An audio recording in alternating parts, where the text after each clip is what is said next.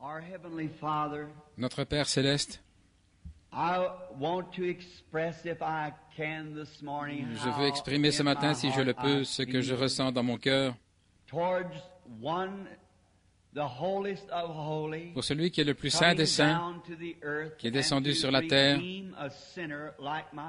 pour racheter un pécheur comme moi. Et je suis sûr que ces prédicateurs qui sont là maintenant peuvent ressentir la même chose, que c'est par ta grâce que nous avons été faits ministres de cette alliance que tu as donnée à la race déchue d'Adam. Et nous sommes ici rassemblés ce matin, Père, dans aucun autre but, si ce n'est de savoir, et plutôt d'étudier pour savoir quelle est la volonté de Dieu et ce que nous devons faire pour rendre Christ réel aux gens de cette génération, sachant certainement qu'au jour du jugement, nous serons amenés face à face avec cette génération. Et étant des prédicateurs, nous serons des juges. Et les gens auxquels nous avons parlé et leur attitude vis-à-vis de la parole que nous leur apportons déterminera leur destinée éternelle. C'est pourquoi, Seigneur, en ce jour-là, nous serons des juges pour ou contre la génération à laquelle nous avons prêché. Père Dieu, s'il te plaît, au nom de Jésus, ne nous laisse pas dire un seul mot qui soit faux, mais puissions-nous avoir des cœurs sincères et des esprits ouverts afin de recevoir les choses qui t'appartiennent, de pouvoir aller sur nos différents champs de travail en étant mieux équipés à cause de notre rencontre avec toi ce matin. Accorde-le, Seigneur. Ne veux-tu pas venir et être notre orateur, et nos oreilles, et notre langue, et nos pensées? Que la méditation de mon cœur, les pensées de mon esprit, que tout ce qui est en moi et en mes frères et sœurs ici, puisse cela être acceptable à tes yeux, Seigneur, afin que nous soyons à tel point remplis et chargés de ton esprit, de ta présence ici, que cette salle devienne pas tellement le bâtiment dans lequel nous sommes assis, mais le bâtiment dans lequel nous vivons, qu'il devienne entièrement une nuée de la gloire de Dieu.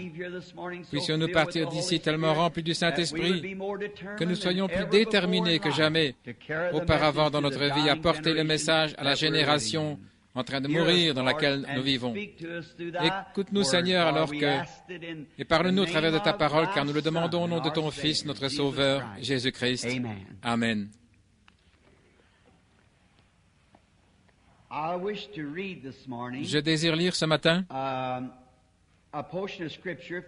une portion des Écritures trouvée dans les psaumes, le psaume 105. Je désire en lire une partie.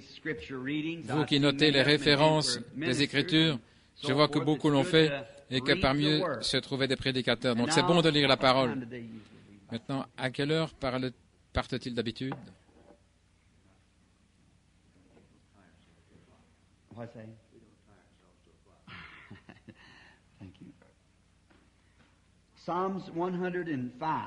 Psaume 105. Rendez grâce à l'Éternel, invoquez son nom. Faites connaître ses hauts faits parmi les peuples. Chantez, chantez-lui des psaumes. Parlez de toutes ses merveilles et ses prodiges. Glorifiez-vous de son saint nom. Que le cœur de ceux qui cherchent l'Éternel se réjouisse. Cherchez l'Éternel et sa force. Cherchez sa face continuellement. Souvenez-vous des prodiges qu'il a faits, ses prodiges et les jugements de sa bouche. Vous, semences d'Abraham, ses serviteurs, enfants de Jacob, ses élus. L'Éternel est notre Dieu. Ses jugements s'exercent sur toute la terre. Il se rappelle à toujours son alliance, la parole qu'il a commandée pour 1000 générations. l'alliance qu'il a traitée avec Abraham et son serment à Isaac. Il l'a confirmé pour Jacob en loi et pour Israël comme alliance éternelle, disant, « Je te donnerai le pays de Canaan comme héritage qui vous est échu. » Ils étaient alors peu nombreux, très peu nombreux et étrangers dans le pays. Et ils allaient d'une nation à l'autre et d'un royaume vers un autre peuple, mais il ne permit à personne de les opprimer, et il châtia des rois à cause d'eux, disant, « Ne touchez pas à mes oints et ne faites pas de mal à mes prophètes. » Que le Seigneur bénisse la lecture de sa parole.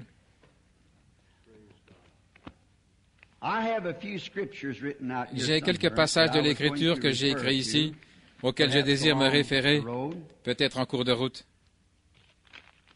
Je me demande aujourd'hui qui va être le prochain président. Les élections sont bientôt là, vous savez. Qui va être président pendant la prochaine période? Et si je le savais, il n'y en a qu'un seul qui sait cela, et c'est Dieu. Et si Dieu me révélait qui va être le prochain président, et que je me tienne ici à Phoenix, et que je fasse une prédiction disant que tel homme serait le prochain président des États-Unis, et que cela apparaisse dans les journaux et ailleurs, et que je tombe pile, que ce soit parfait,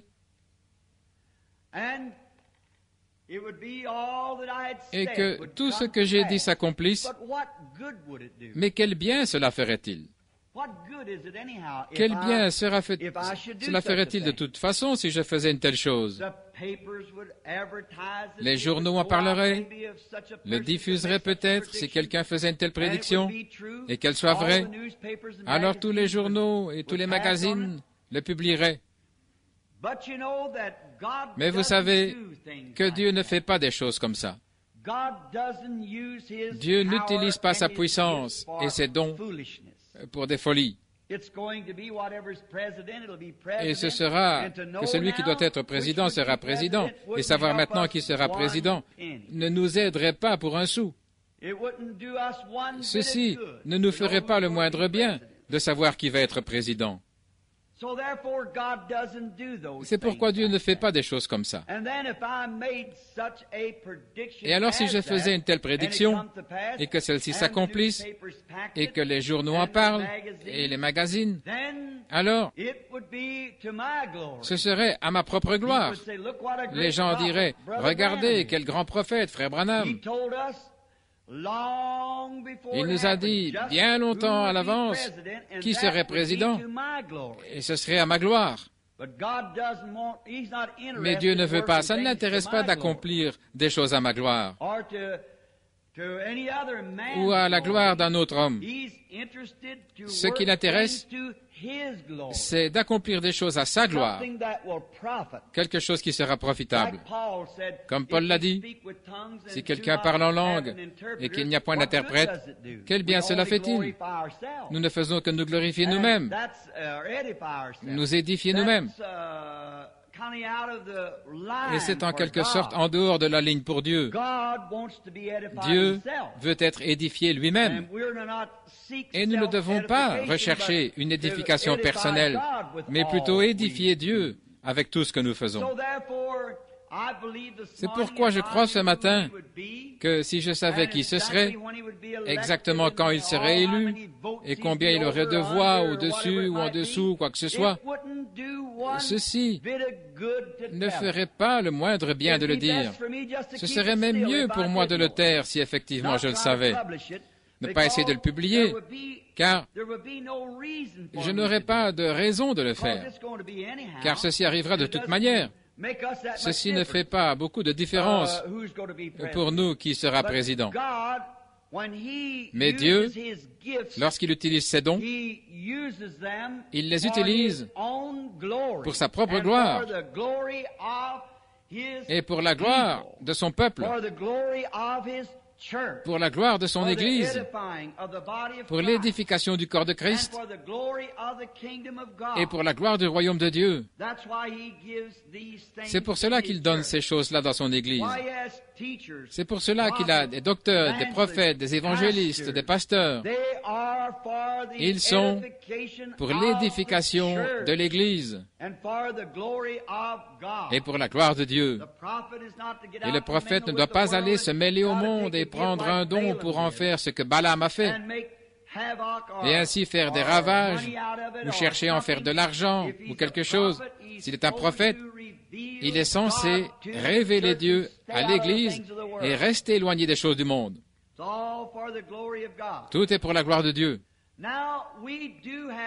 Maintenant, nous avons, je crois que c'est une bonne chose pour nous, qui sommes prédicateurs, de suivre notre ordre lorsque nous voyons dans le monde des choses comme aujourd'hui. Et nous avons un ordre de Dieu, c'est de discerner les esprits, d'éprouver l'esprit. Je crois que c'est une très grande leçon pour l'Église aujourd'hui. C'est d'éprouver l'esprit de toute chose, avoir le discernement de l'esprit. Je pense que jamais, en aucun cas, nous ne devrions essayer de juger une personne par la dénomination à laquelle elle appartient ou par le groupe avec lequel elle se réunit, qu'il s'agisse de méthodistes, baptistes, presbytériens, pentecôtistes ou quoi encore. Nous ne devrions jamais juger l'homme par la dénomination à laquelle il appartient.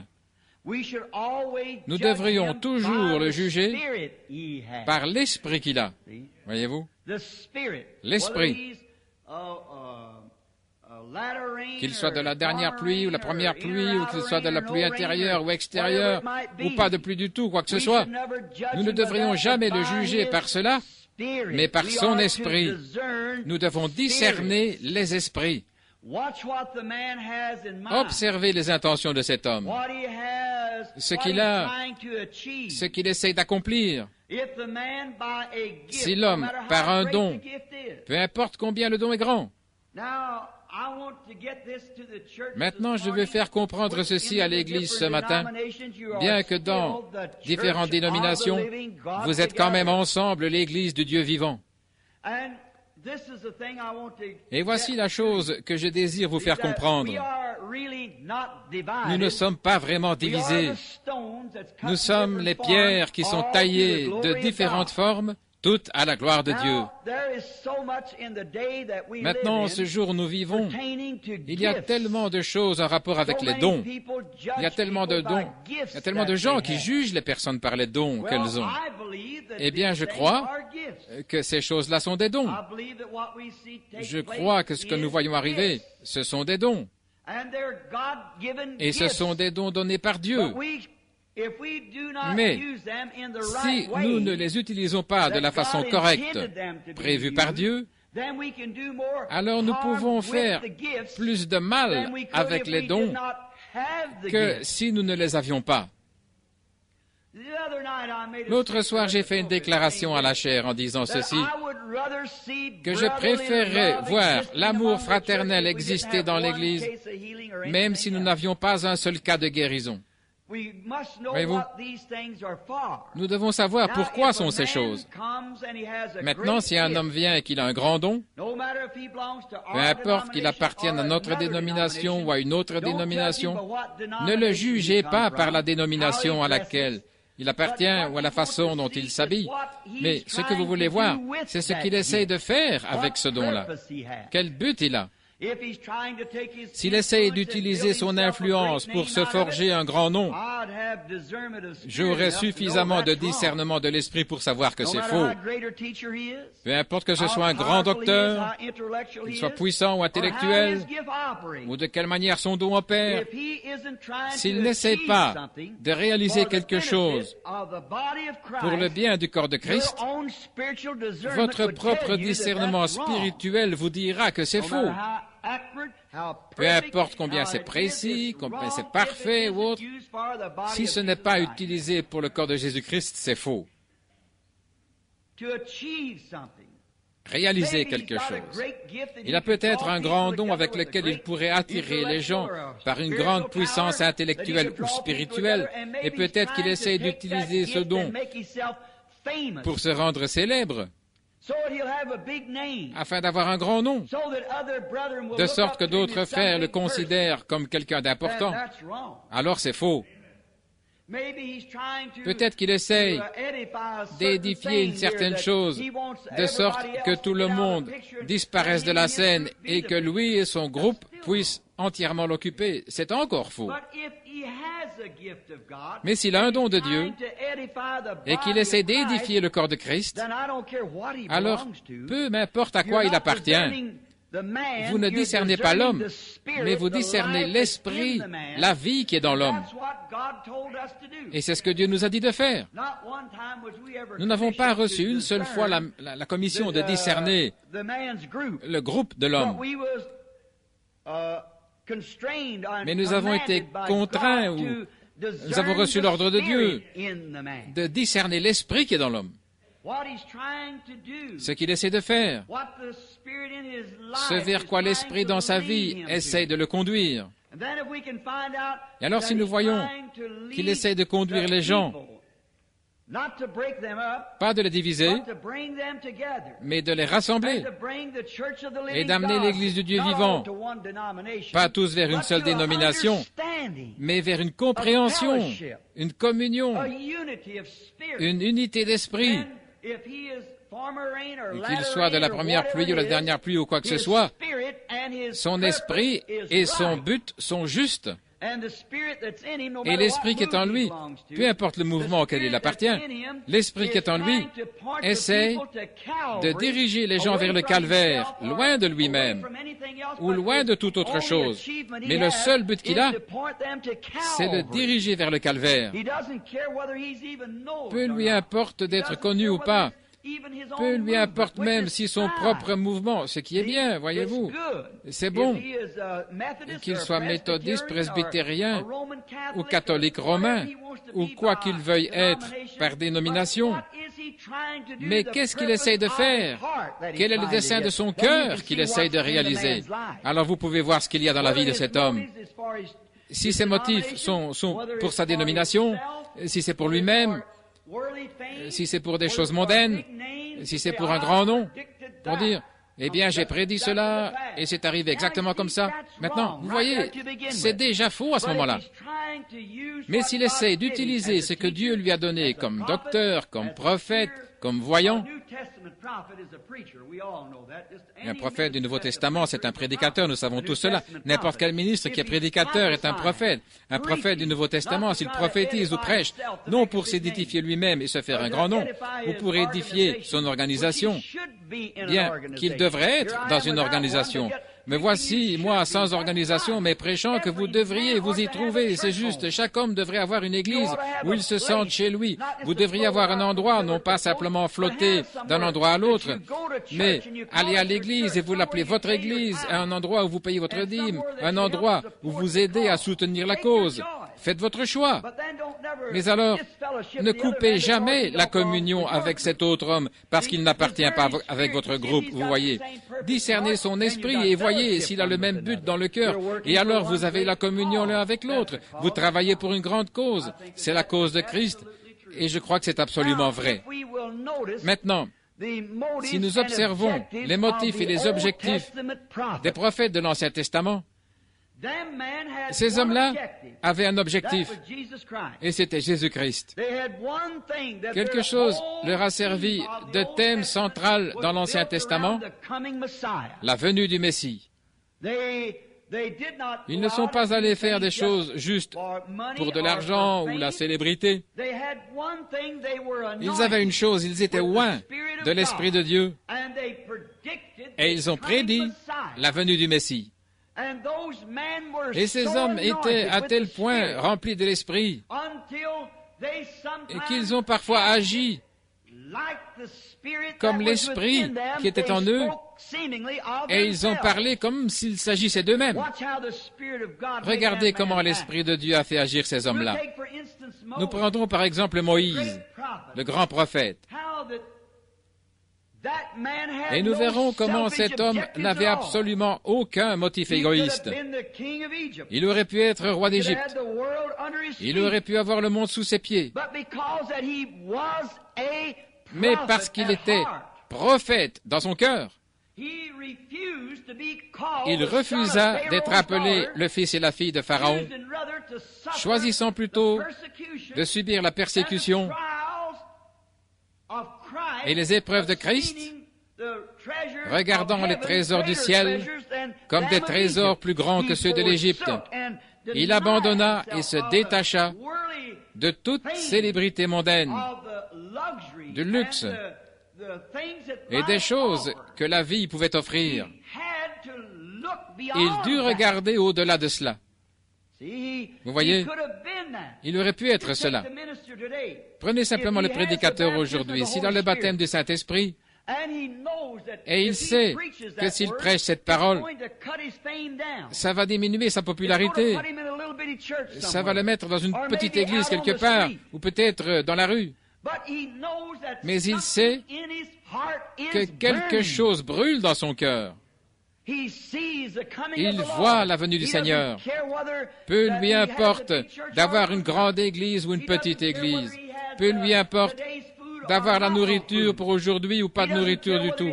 Peu lui importe d'avoir de bons habits ou pas de bons habits.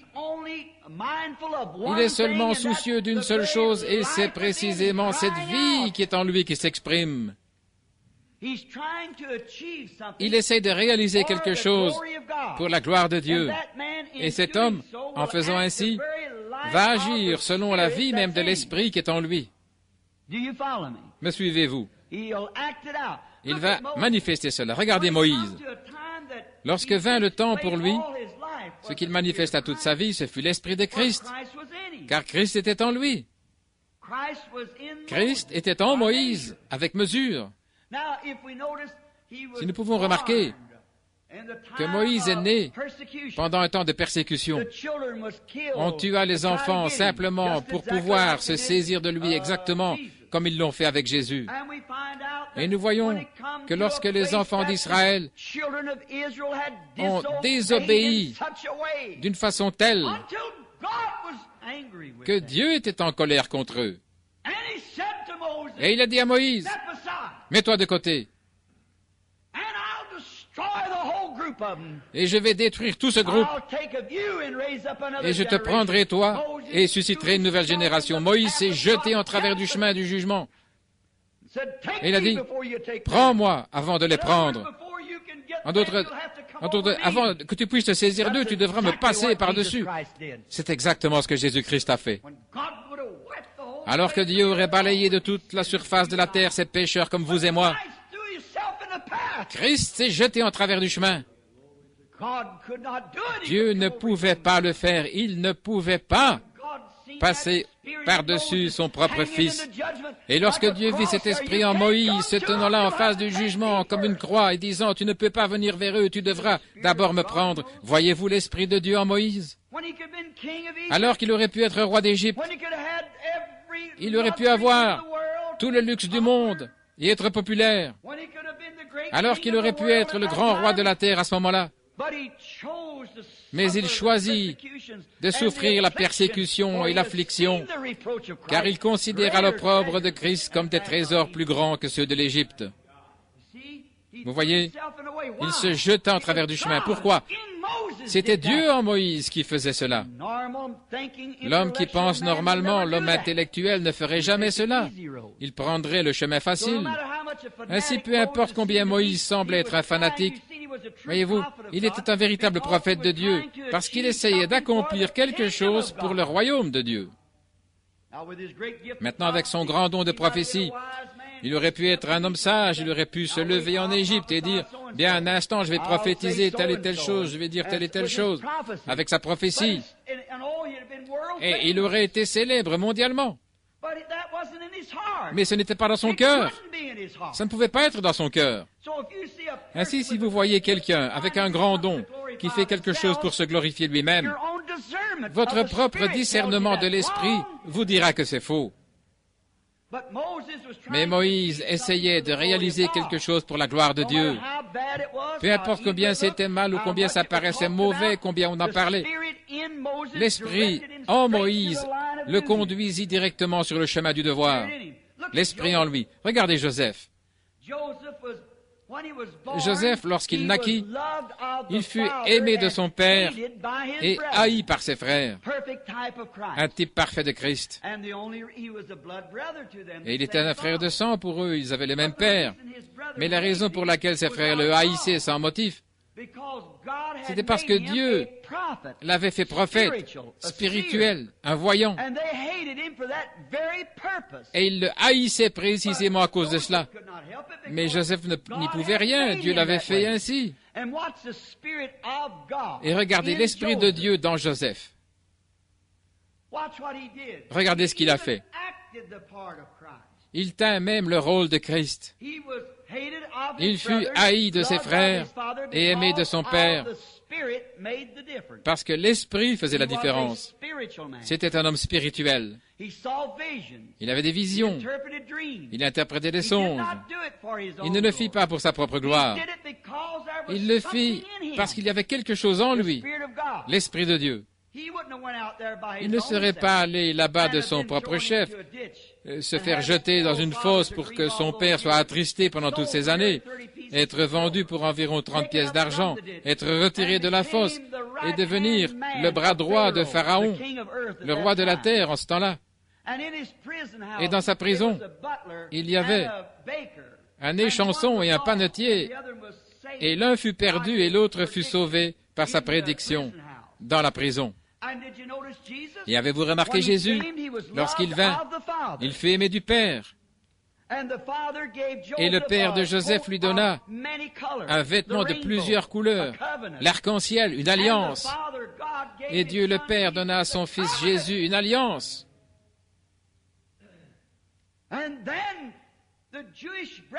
Et alors le frère juif se mit à le haïr, sans raison. Il n'avait pas de raison de le haïr. Il était spirituel et il était la parole de Dieu manifestée. Il vint pour faire la volonté du Père. Il vint pour accomplir les Écritures. Il vint leur apporter la paix. Mais ils ne le comprirent pas et ils le haïrent sans cause. Ils ne s'arrêtèrent pas pour essayer de voir ce qu'il essayait d'accomplir. Ils le jugèrent simplement parce qu'il n'était pas d'accord avec eux. Et il se fait passer pour tel et tel, il se fait Dieu. Il était Dieu. Dieu était en lui. La Bible dit que Dieu était en Christ, se manifestant au monde. Il était le Dieu de gloire, manifestant la gloire de Dieu. Regardez Moïse. Il ne pouvait s'empêcher de se jeter là. Il ne le fit pas par hypocrisie. Il le fit parce que Dieu était en lui. Et Joseph non plus ne pouvait s'empêcher d'être ce qu'il était, parce que c'était Dieu en lui qui agissait ou se manifestait au travers de l'homme. Il ne le fit jamais pour sa gloire personnelle. Tout homme, si seulement ces prêtres avaient le discernement de l'esprit, comme je vous parle ce matin, peu importe que le monde parle de lui, ils auraient cependant su, s'ils avaient regardé à la parole, s'ils avaient vu quel était son dessein. Il faisait toujours cela pour glorifier le Père. Il disait, cet homme est un grand guérisseur, il a fait ces choses-là. Il a dit, je ne peux rien faire à moins que le Père me le montre. Ce n'est pas moi qui fais les œuvres. C'est le Père qui habite en moi, c'est lui qui fait les œuvres. Il n'a jamais pris la gloire pour lui-même. De même, aucun serviteur de Dieu ne prendrait la gloire pour lui-même. Aucun serviteur de Dieu non plus ne prendrait un don de Dieu ou autre chose pour essayer de se glorifier lui-même. Mais son but véritable, c'est de faire quelque chose pour la gloire de Dieu. C'est pourquoi vous voyez la même chose aujourd'hui. Nous devons avoir le discernement de l'esprit pour voir une personne et ce qu'elle essaie de faire. Essaie-t-elle de glorifier Dieu? Essaie-t-elle de se glorifier elle-même? Maintenant, l'Esprit de Dieu, agissant dans l'homme, fait agir l'homme comme Dieu. Pas étonnant que Jésus ait dit, n'est-il pas écrit, « Vous êtes des dieux » ? Et s'ils appellent Dieu ceux à qui est venu l'Esprit de Dieu, comment pouvez-vous me condamner quand je suis le Fils de Dieu? Si vous pouviez voir l'Esprit de Dieu dans Moïse, en fait, il était Dieu. Moïse était un Dieu. Joseph était un Dieu. Les prophètes étaient des dieux. La Bible dit qu'ils l'étaient. Ils étaient des dieux parce qu'ils s'étaient tellement abandonnés à l'Esprit de Dieu qu'ils travaillaient pour la gloire de Dieu. Et lorsqu'un homme est tellement loin de l'Esprit, maintenant que cela puisse pénétrer profondément sous la 5e côte du côté gauche, lorsqu'un homme est loin de l'Esprit de Dieu, ses habitudes, ses actions et toutes ces choses-là, c'est Dieu qui agit en lui. Parfois, il est mal jugé. Regardez David au psaume 23. Il s'est écrié, « Mon Dieu, pourquoi m'as-tu abandonné ?» Comme si c'était lui. Comme s'il s'agissait de David. Tous ceux qui passent près de moi ouvrent la bouche. Ils étaient à tel point loin de Dieu. Il était si parfaitement soumis à Dieu. Et l'onction était à tel point sur lui que lorsqu'il cria par l'Esprit de Dieu, si quelqu'un s'était trouvé là, il aurait dit, « Mais regardez, il pense que les gens sont en train d'ouvrir la bouche contre lui. Pourquoi Dieu l'a-t-il abandonné ?» Ce n'était pas David. C'était l'Esprit qui criait à travers David. « Mon Dieu, pourquoi m'as-tu abandonné? Tous mes os me regardent. Ils ont percé mes mains et mes pieds. » Quelqu'un aurait pu dire, écoutez donc cet hypocrite-là. Qui sont les mains et les pieds percés? Ça, c'est l'intellectuel. Mais celui qui avait le discernement de l'esprit savait que c'était l'Esprit de Dieu en lui qui criait. Lorsqu'un homme est loin de l'Esprit de Dieu, il a l'action de Dieu. Et l'action de Dieu n'est jamais de nous diviser. L'action de Dieu, c'est de nous attirer ensemble, car nous sommes un en Christ Jésus. Et le but de Dieu, c'est de nous réunir. Aimez-vous les uns les autres. Maintenant, ce grand prophète, nous voyons l'Esprit agissant en eux. Jésus les a appelés des dieux. Il a dit qu'ils étaient des dieux. Maintenant, l'Esprit est venu à eux avec mesure. Mais lorsqu'il est venu sur ce Jésus qui était le Fils de Dieu, il est venu sur lui sans mesure. La plénitude de la divinité habitait corporellement en lui, car il était l'exemple parfait. Il était le Dieu de la gloire, manifestant la gloire de Dieu aux gens. Dieu en lui, allant ça et là. Regardez sa vie, tout l'Ancien Testament. Il était le thème de l'Ancien Testament. Tous les vieux prophètes de l'Ancien Testament ont crié, non pour eux-mêmes, ils ont crié sous l'Esprit de Dieu, qui les faisait agir comme Dieu à tel point qu'on les appelait Dieu. Et ensuite, la plénitude de cet esprit fut manifestée en Jésus-Christ. Regardez David. Lorsqu'il fut détrôné en tant que roi d'Israël, rejeté par son propre peuple, gravissant le mont des Oliviers au nord de Jérusalem, et il regarda en direction de la ville et pleura parce qu'il était rejeté. Qu'était-ce? C'était l'Esprit de Christ. 500 ans plus tard, le Fils de David, Jésus, s'assit sur la même montagne et regarda la ville en tant que roi rejeté, et il cria, « Jérusalem, Jérusalem, combien de fois ai-je voulu vous rassembler, vos différentes dénominations, etc., comme une poule rassemble ses poussins, mais vous ne l'avez pas voulu. Combien de fois ai-je voulu le faire? Maintenant, le même esprit qui était en David et qui fut manifesté dans la plénitude en Christ est dans l'Église aujourd'hui, criant aux gens, « Combien de fois ai-je voulu vous rassembler ?» Et lorsque vous voyez des séparations et des différences, et la fraternité brisée, et la vie chrétienne l'un contre l'autre, alors cela fait que l'Esprit de Dieu dans votre cœur s'écrie. Vous essayez de réaliser quelque chose. Un véritable prophète de Dieu, un véritable docteur, essaie d'amener l'Église dans une unité d'esprit, afin qu'il puisse reconnaître Dieu, essayant de réaliser cela, quelle que soit la dénomination à laquelle ils appartiennent ou ce qu'il en est. Nous avons le discernement d'esprit pour discerner l'esprit qui est dans l'homme pour voir si c'est l'esprit de Dieu ou pas. Maintenant, nous voyons, lorsqu'il était sur la terre, il allait ça et là faisant du bien. Et j'ai remarqué autre chose qui m'est venu à l'esprit. Avez-vous remarqué, lorsque David fut rejeté comme roi, il sortit de la ville, et un petit benjamite, qui était censé être un frère pour lui, il aurait dû être attristé parce qu'il était rejeté. Et c'était un homme estropié. Et il se traînait là avec son infirmité, jetant de la terre contre David, et lui disant toutes sortes d'injures et le maudissant au nom du Seigneur, maudissant le roi David au nom du Seigneur, ce petit benjamite estropié. Regardez l'Esprit de Dieu et l'Esprit du diable à l'œuvre. Maintenant, si vous remarquez, il était estropié. Cela représente l'infirmité spirituelle des gens aujourd'hui qui se moquent de l'authentique Esprit de Dieu en Christ qui se manifeste. C'était l'Esprit de Christ dans David rejeté en tant que roi.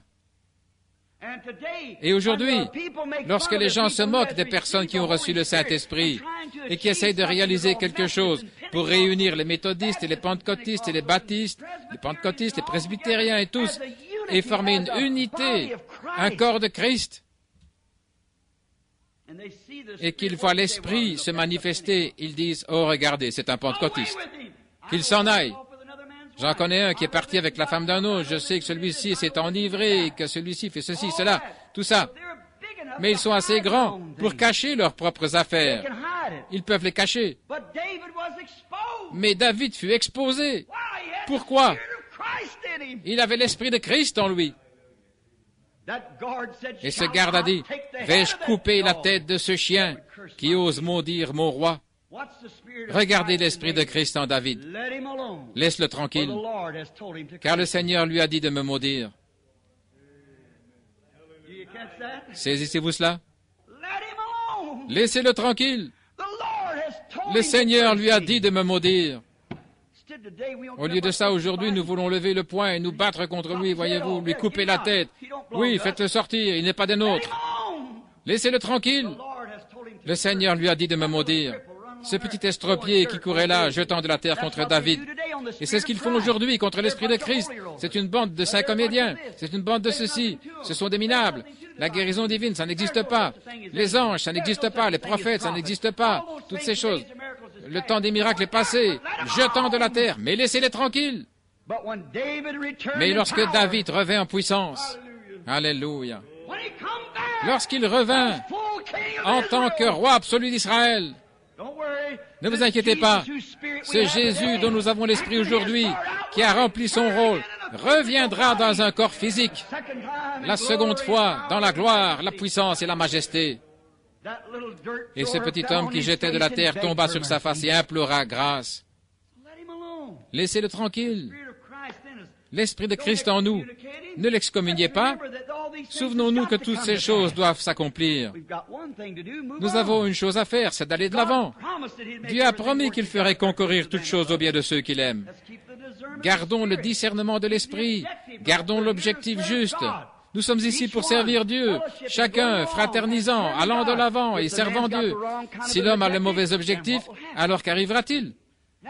Maintenant, nous découvrons que l'Esprit de Dieu était en lui. Tous les anciens prophètes ont parlé de lui. Tous les esprits, en partie, chaque petite partie, ne se glorifiaient pas elles-mêmes. Les vrais prophètes, tous les vrais prophètes le manifestaient lui. Ils parlaient de lui. Et tout ce qu'ils ont dit s'est accompli en lui, montrant que c'était l'Esprit de Dieu en eux. Ce fut accompli. Qu'était-ce? Dieu parlant de lui-même. Voyez-vous, Dieu se manifestant au travers de ses prophètes, sans se glorifier qui sera le prochain président et ceci, cela, il vous tape sur la tête. Dis-nous qui t'a tapé, nous te croirons. Ce n'est pas ça. C'est quelque chose pour manifester Dieu. Ce n'est pas quelque chose pour faire de frère Weathers ici, ou frère Shores, ou frère un tel là-bas, un grand homme, et de le faire plus grand que les autres hommes de son groupe, ou de faire de lui le plus grand homme de Phoenix. Ce n'est pas pour faire de William Branham quelque chose de grand. Mais à quoi? Ce n'est pas pour faire d'Oral Roberts quelque chose de grand, ou Billy Graham. Mais ce sont les cœurs. Nous essayons de réaliser quelque chose pour le royaume de Dieu. C'est manifester Dieu. Tous les dons et toutes ces choses-là ne servent pas à rendre quelqu'un plus grand que l'autre. Cela nous fait simplement travailler ensemble pour le perfectionnement du corps, pour nous réunir comme un seul peuple, comme un peuple de Dieu. Mais lorsque vous ne dites pas, laissez-les simplement tranquilles, quelqu'un doit le faire. Mais attendez jusqu'à ce que Jésus vienne en puissance. Maintenant, nous voyons tous ces prophètes qui parlaient. Chacun d'entre eux glorifiait Dieu et le futur Messie. Et lorsqu'ils sont entrés dans l'Esprit, ils ont agi et parlé et ont vécu exactement comme le Messie.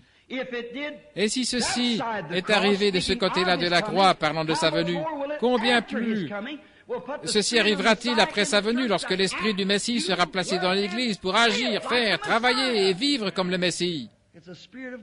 C'est l'Esprit de Dieu. Discernez cet Esprit. Voyez s'il est de Dieu ou pas. Voyez si celui agit comme lui. Voyez si vos émotions, si quelqu'un vous fait des histoires et éclabousse votre fille et vous savez que vous êtes tout ce qu'il y a de plus innocent et vous savez que vous avez l'Esprit de Dieu. Alors n'essayez pas de vous séparer. N'essayez pas d'agir avec mesquinerie envers eux. Ne les maudissez pas. Allez simplement de l'avant, sachant que Dieu a fait ceci simplement pour vous tester, voir comment vous allez prendre la chose. Il devra de toute façon y venir, comme ce que j'ai raconté l'autre soir, l'église de Frère Fuller. Voilà. Ce cycliste au Canada, eh bien, tous les autres pensaient qu'ils allaient pouvoir devancer ce garçon-là, ce petit efféminé, et ils étaient le seul à ne pas pouvoir aller à bicyclette sans tenir le guidon. Je suis content d'être dans ceux qui aiment rouler en tenant le guidon, saisissant les deux côtés de la croix en disant « Je n'apporte rien dans mes bras au Seigneur, laisse-moi me tenir à la croix. Je n'ai pas de connaissances intellectuelles, je n'ai rien. Laisse-moi simplement m'agripper ici et regarder tout là-bas au loin. » Ainsi, il devait rouler à vélo sur une planche de 30 cm sur la distance d'un pâté de maison pour gagner un vélo Schwinn à $100. Et tous ces garçons qui savaient aller à vélo sans se tenir là, ils allaient chercher des commissions pour leur mère sans même toucher le guidon. Et ils n'avaient pas l'habitude de se tenir au guidon et ils sont tous tombés, mais ce petit garçon-là est monté là en tenant son guidon. Et comment est-ce que tu es arrivé? Il a dit, voilà votre erreur, les gars. Vous êtes tous les meilleurs cyclistes que moi, mais vous regardiez ici. Et ça vous a rendu nerveux en essayant de garder l'équilibre et vous êtes tombés. Il a dit, moi je regardais pas ici, mais je regardais loin, au loin, l'arrivée. Et je suis resté ferme. C'est ce que nous devons faire. Ne regardez pas ces petites choses maintenant. Est-ce que celui-là, il fait, mais quelle est la fin? Et restez ferme. Christ vient. Observez la fin et restez ferme. Ne regardez pas ce qui est en train d'arriver maintenant. Regardez ce qui va arriver là-bas. À la fin des temps, lorsque nous devrons nous tenir là et rendre compte de nos vies. David ne regardait pas ce petit benjamite qui lui jetait de la terre. Il était infirme de toute façon. Il ne l'a jamais remarqué. Il ne voulait même pas laisser le garde lui couper la tête. Il a dit, laisse-le tranquille. Dieu lui a dit de faire cela. Dieu lui a dit de me maudire. Laisse-le tranquille. Car David savait qu'un jour, il allait revenir en puissance. Ce benjamite aurait son temps. Oui, c'est ça. L'Église va se lever en triomphe. De toute façon, j'ai juste été envoyé pour prier pour ces enfants malades. C'est tout ce que je peux faire. Où qu'ils soient, peu importe l'Église, ça ne fait pas de différence. J'essaie de prier pour ces enfants malades. J'essaie de manifester le don pour sa gloire. C'est la raison pour laquelle je n'ai jamais appartenu à quoi que ce soit. Maintenant, souvenez-vous, c'est en ordre. Je ne dis pas ça. Je veux que vous me compreniez bien. Je crois que Dieu a des chrétiens dans chaque Église, ses enfants. Il ne m'a jamais questionné à ce sujet. J'ai seulement été envoyé pour prier pour les enfants et faire ces choses. Et le manifester, lui. Maintenant, vous voyez Jésus et ses prophètes. Tout ce qu'ils ont dit devait être vrai. Car c'était la puissance de Dieu en eux. Dieu lui-même parlant au travers d'eux, de lui-même venant à sa propre gloire. Qui est président? Qui est-ce qui va? Aurons-nous suffisamment de pluie cette année? Ça ne veut rien dire. C'est quelque chose de la gloire de Dieu, quelque chose pour mettre l'Église en ordre, quelque chose pour la puissance de Dieu. Pas pour vous faire un nom, mais quelque chose pour la gloire de Dieu, qu'elle soit manifestée. Maintenant, nous remarquons que tous ces prophètes et tout ce qu'ils ont dit à son sujet, tout s'est révélé exact parce qu'il était le thème de l'Ancien Testament. Jésus, le Messie, le futur Messie, était ce que chaque prophète attendait. Depuis Adam jusqu'à Malachie, chaque prophète a parlé de la venue du Seigneur. Chacun a mis sa part là-dedans parce qu'il était loin de Dieu. C'est tout ce dont il pouvait parler. Je souhaiterais avoir plus de temps. Regardez, tout ce qu'ils ont dit est arrivé. Prenons juste certaines choses que les prophètes ont dites. Une vierge concevra et enfantera. Est-ce que c'est arrivé? Certainement. On l'appellera Emmanuel. Le prince de la paix, le Dieu puissant, le Père éternel. C'est ce qu'il était. Exactement. Le Père éternel. Aucun homme ne sera appelé Père sur cette terre, mais Dieu est votre Père. Très bien. Maintenant, regardons. Il fut blessé pour nos transgressions, il fut meurtri pour nos iniquités. Le châtiment de notre paix fut sur lui. Par ses meurtrissures, nous avons été guéris. Pilate, dans sa salle de justice, lorsqu'on lacérait le dos de l'homme en question avec un fouet à 9 lanières, n'a pas réalisé que les Écritures disaient que cela arriverait ainsi. Il n'avait pas le discernement de l'Esprit. Ces prêtres qui disaient qu'il s'en aille, qu'il s'en aille. Et alors qu'il était sur la croix et qu'ils ouvrirent la bouche et ainsi de suite, et qu'il entendait crier « Mon Dieu, pourquoi m'as-tu abandonné ?» Ils n'avaient pas le discernement, voyez-vous. Ils n'ont pas pu discerner l'Esprit. C'est ce dont David parlait dans le psaume 22. Ils ont ouvert la bouche ne sachant ce qu'ils faisaient, exactement comme ce Benjamite l'a fait. Voyez, il pensait que David avait tort parce qu'il n'était pas d'accord avec sa façon de conduire le royaume. Il n'a pas compris que c'était l'Esprit de Dieu en David. C'est là que nous devons discerner aujourd'hui l'esprit d'un homme. Qu'essaie-t-il de faire? Quel est son but? Pas à quel groupe il appartient, ou ceci ou cela. Que ce soit un homme noir, blanc, jaune ou quoi qu'il soit, regardons ce qu'il essaie d'accomplir et prenons cela. Voyons ce qu'il essaie de faire pour le royaume de Dieu. S'il a des idées qui nous paraissent bizarres, c'est parfaitement en règle. S'il essaie de réaliser quelque chose pour le royaume de Dieu, discernez cela en lui. S'il a tort, mais que son cœur est juste, Dieu l'amènera à la vérité de la chose après quelque temps. Laissez-le tranquille. Laissez-le tranquille. Voyez ce qu'il essaie de faire. Maintenant, nous voyons ici, nous découvrons que dans sa mort, lorsqu'il est mort à la croix et qu'il a crié, et tout ce que les prophètes ont dit à son sujet, ils ont percé mes mains et mes pieds. Cela s'est accompli là. Les prophètes avaient raison. Ils pensaient qu'il s'agissait d'eux-mêmes, ou ils criaient comme s'il s'agissait d'eux-mêmes, mais ça s'est manifesté à la croix. Il a été compté parmi les transgresseurs. C'est ce qu'on a fait de lui, il fut avec les transgresseurs. Dans sa mort, il fut enseveli avec les riches. C'est bien le cas, il fut enseveli dans la tombe d'un homme riche. Je n'abandonnerai pas son âme. Il n'abandonnera pas mon âme, a dit David, lorsque l'Esprit de Dieu en lui a parlé. Il n'abandonnera pas mon âme au séjour des morts. Et il ne permettra pas que son sein voie la corruption, comme si David avait été le sein en question. Ce n'était pas David, c'était l'Esprit de Dieu en David qui criait. Voyez-vous l'Esprit de Dieu dans un homme qui criait. Certains ont dit, écoutez, cet hypocrite. Non, c'était l'Esprit de Dieu en lui qui s'écriait. Voyez-vous, l'Esprit de Dieu se manifeste. Il n'abandonnera pas son âme au séjour des morts, il ne permettra pas que mon sein voie la corruption. Maintenant, frères, en terminant, laissez-moi dire ceci. Notre temps passe, mais regardez. Puis-je dire ceci en terminant? Voyons, si un homme sert de thème à tout l'Ancien Testament, et tout ce que les anciens prophètes, loin de l'Esprit de Dieu, ont dit, s'est accompli à la lettre exactement lui, exactement à la lettre, certainement, cette personne importante appelée le Fils de Dieu devrait savoir comment établir l'Église du Nouveau Testament. Ne le croyez-vous pas?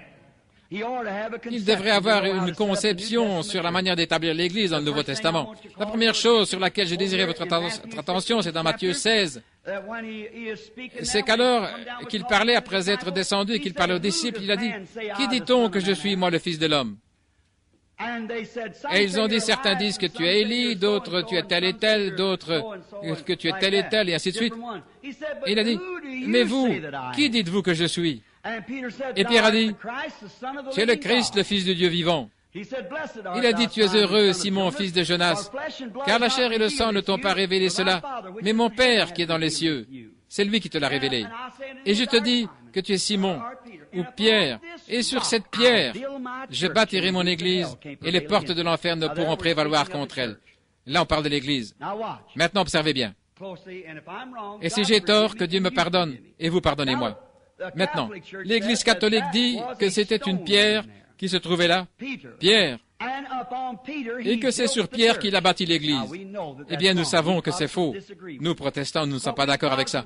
Mais nous, protestants, nous avons dit, c'est sur lui-même qu'il a bâti l'Église, lui-même. Mais remarquez, je vais être en désaccord avec cela, amicalement. Ce n'était pas cela. Mais c'était sur la révélation spirituelle de lui-même. Voyez-vous? La chair et le sang, vous ne l'avez jamais appris dans un séminaire, aussi bon qu'il soit. Vous ne l'avez jamais appris dans le credo d'une église, aussi bon qu'il soit. C'est en règle. Mais la chair et le sang ne vous l'ont pas révélé.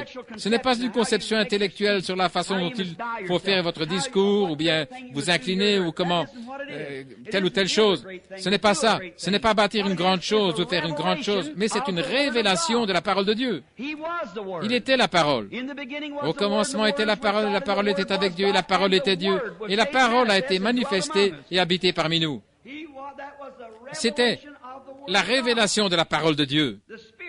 L'Esprit en Pierre, révélant par une révélation spirituelle qu'il était le Fils de Dieu manifesté. Le Dieu de gloire manifestant la gloire de Dieu. Sur cette pierre, sur ce roc, la révélation spirituelle de la parole. Je bâtirai mon Église. Pourquoi? Si ces prophètes au service de Dieu parlaient par le Saint-Esprit que c'était le Fils de Dieu, le même esprit de ce côté-ci révèle à nouveau la même chose. Voyez-vous cela? La chair et le sang, vous ne pouvez l'apprendre dans un séminaire. Vous apprenez, vous recevez votre doctorat en théologie ou en philosophie. Ces choses sont bonnes, je souhaiterais les avoir, c'est vrai. Mais cependant, c'est pas ça. Vous n'avez pas besoin de l'avoir, pourtant c'est bien de l'avoir. Vous pouvez être ceci plus.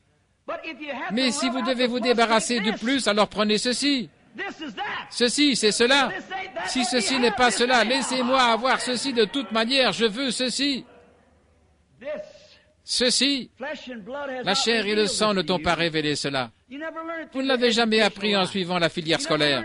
Vous ne l'avez jamais appris en suivant la filière dénominationnelle. Ces choses sont bonnes, l'instruction, les dénominations sont bonnes. C'est une partie de cela, mais les gens s'appuient trop là-dessus et ils laissent le côté discernement spirituel dehors, voyez-vous. La chair et le sang ne t'ont pas révélé cela, mais mon Père qui est dans le ciel te l'a révélé. Et sur ce roc, je bâtirai mon Église, et les portes de l'enfer ne prévaudront point contre elle. Elles ne pourront jamais prévaloir. Cela montrerait qu'elles s'y opposeraient. Maintenant, observez et voyez contre quoi sont les portes de l'enfer. Elles ne sont pas contre les dénominations. Le gouvernement reconnaît cela. Ce n'est pas cela. Le monde reconnaît nos dénominations, toutes. En tant que citoyens américains, nous avons chacun le droit d'avoir des dénominations. Ce qui est bien, nous apprécions cela. Mais ce n'est pas contre cela que sont les portes de l'enfer. Elles sont contre la révélation spirituelle de Christ étant ici maintenant, le même hier, aujourd'hui et pour toujours. C'est là contre qu'elles sont. Les portes de l'enfer seront contre cela, mais elles ne prévaudront jamais. Vous y voilà. Le discernement spirituel. Peu importe qui c'est mon frère aussi longtemps qu'il poursuit le même but que moi. Qu'il soit prophète, qu'il soit pasteur, qu'il soit diacre, qu'il soit ceci ou cela. Que Dieu l'honore d'une manière ou l'autre, peu importe ce que c'est, qu'il me déshonore, quoi qu'il veuille faire malgré tout, c'est mon frère.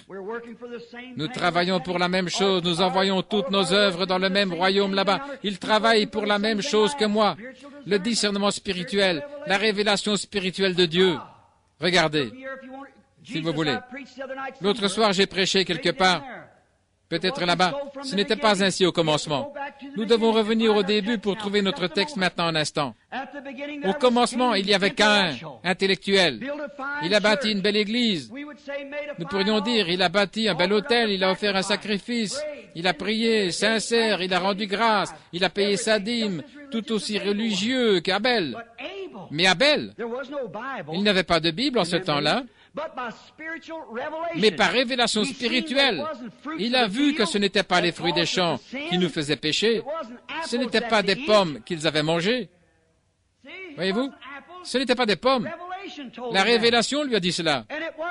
Et ce n'était pas des fruits qu'il avait fait sortir de là, c'était la vie. la séparation de la vie.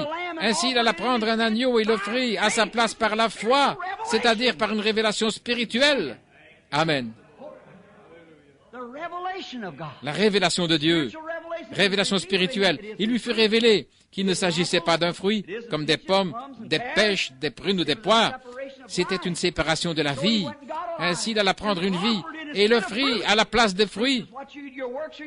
Les fruits, c'est ce que vous mangez, le travail de vos promesses, ce que vous faites. Là, je vais aller faire ceci, cela, construire. Oui, il avait exactement le même hôtel que l'autre. Ils avaient tous deux des hôtels, c'était bien. Mais c'était la vérité spirituelle révélée de la chose, car c'est l'Esprit de Dieu qui le révéla. Et sur ce roc, le rocher sur lequel Christ est mort, le rocher des âges, le rocher sur lequel l'agneau d'Abel est mort.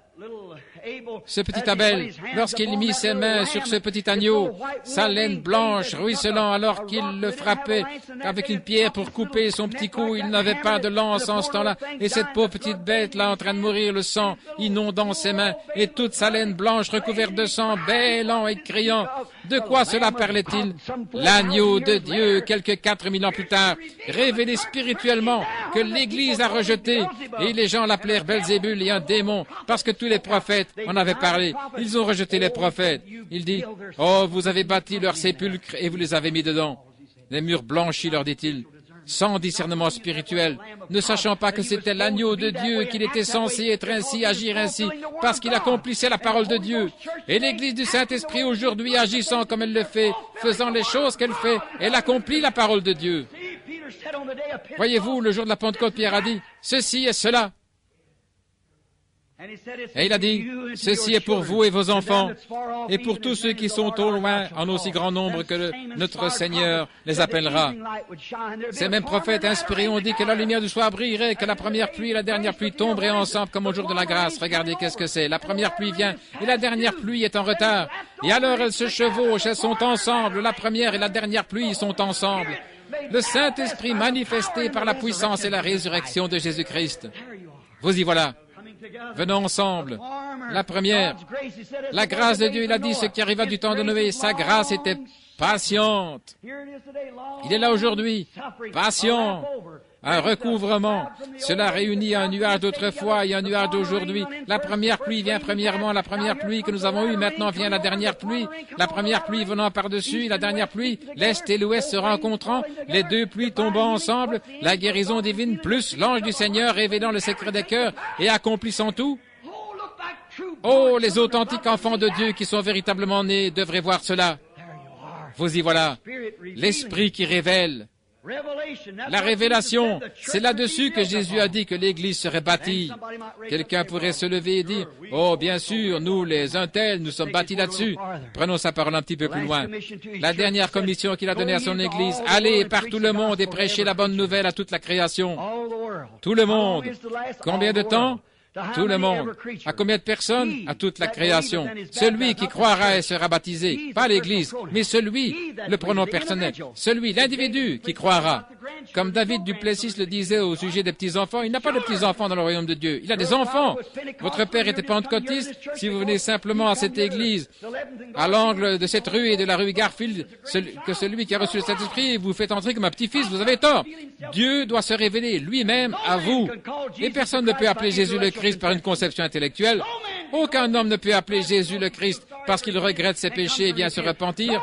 Aucun homme ne peut appeler Jésus le Christ si ce n'est par la révélation du Saint-Esprit qui lui fait savoir, sur ce roc je bâtirai mon église et les portes de l'enfer ne prévaudront jamais contre elle. Voilà la révélation. Voilà la chose sur laquelle il a bâti son église. Qui l'a fait? Pierre. Non. Qui l'a fait? Christ a dit, la révélation de Dieu, le Saint-Esprit vous l'apportera. Encore un peu de temps et je vous quitterai, mais je prierai le Père et il vous enverra le Consolateur. Il vous rappellerait ces choses. Est-ce juste? Qu'est-ce qu'il fait ce matin? Et il fera quoi? Et il vous montrera les choses à venir. Le Saint-Esprit dans l'Église, dans les derniers jours. Maintenant vous dites, frère, alléluia, c'est mon Église. Attendez une minute. Jésus a dit, à ceci, tous connaîtront que vous êtes mes disciples. Saint Jean 13, 35. À ceci, tous connaîtront que vous êtes mes disciples si vous avez de l'amour les uns pour les autres. La vérité révélée par l'Esprit du royaume de Dieu à venir.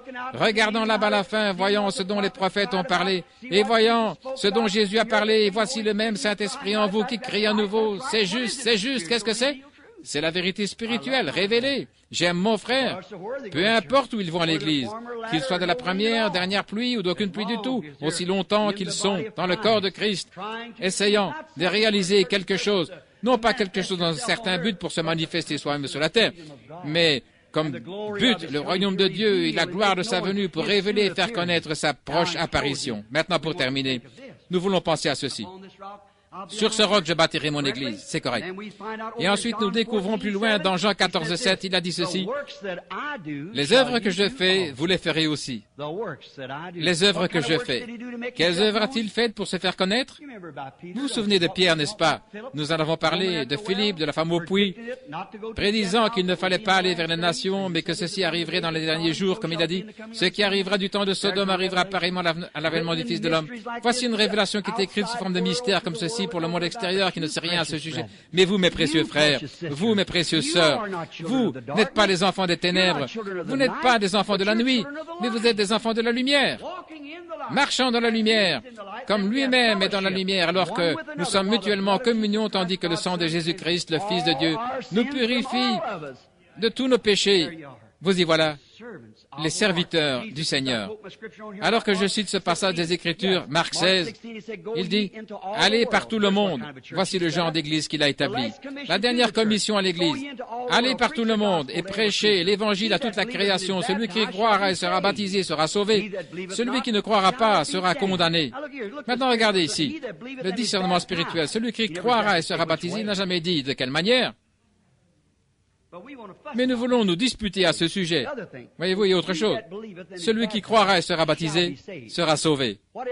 La façon dont il veut être baptisé, c'est son affaire. Si sa réalisation est pour le royaume de Dieu, allons frères, nous marchons en avant avec le même esprit. Si j'ai tort, alors vous verrez, ce sera manifeste. Et si vous avez tort, ce sera. Mais nos cœurs et nos motifs et nos objectifs sont pour le royaume de Dieu là-bas. Nous y sommes. Nous indiquons la direction du calvaire. Moi et mes idées, eh bien, je n'ai pas un frère qui aime la tarte aux cerises comme moi, mais nous sommes frères, voyez-vous.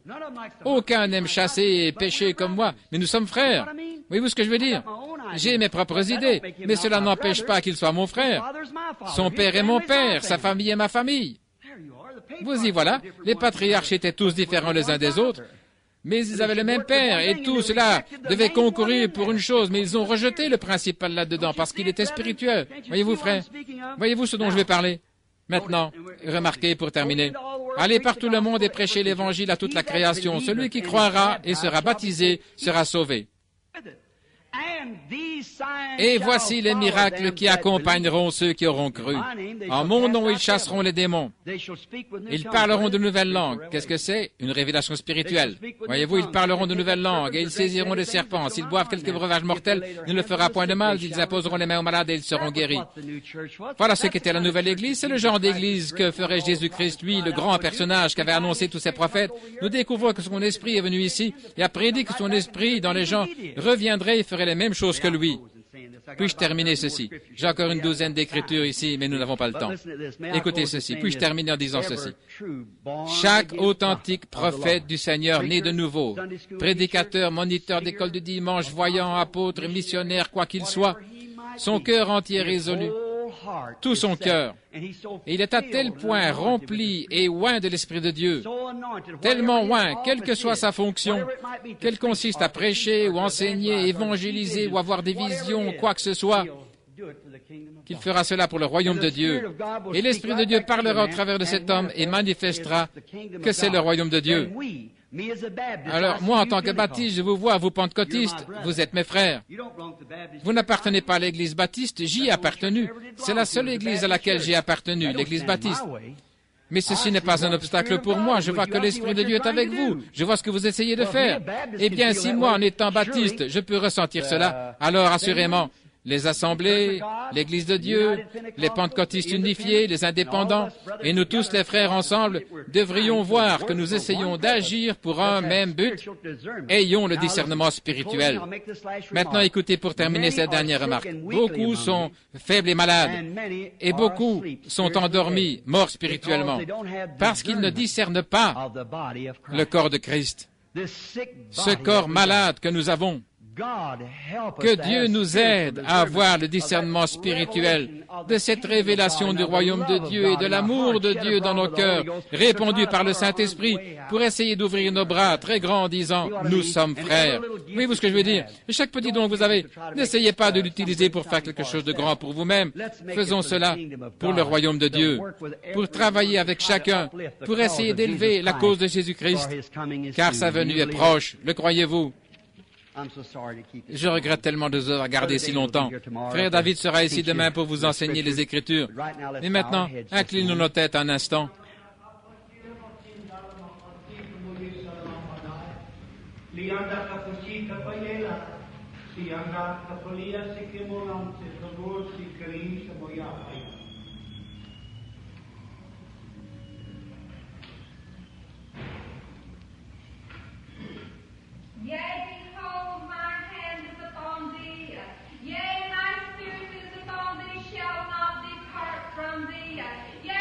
Praise God.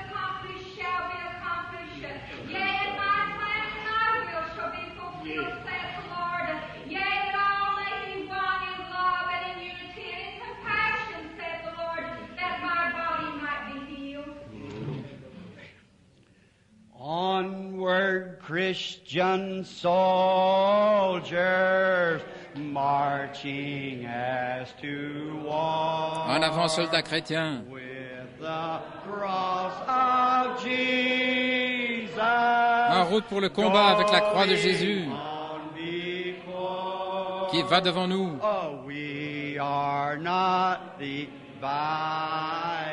Nous ne sommes pas divisés. Nous formons tous un seul corps,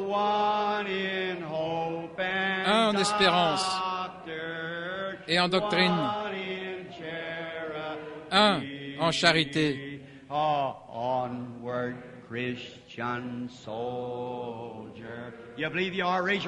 En avant, soldats chrétiens,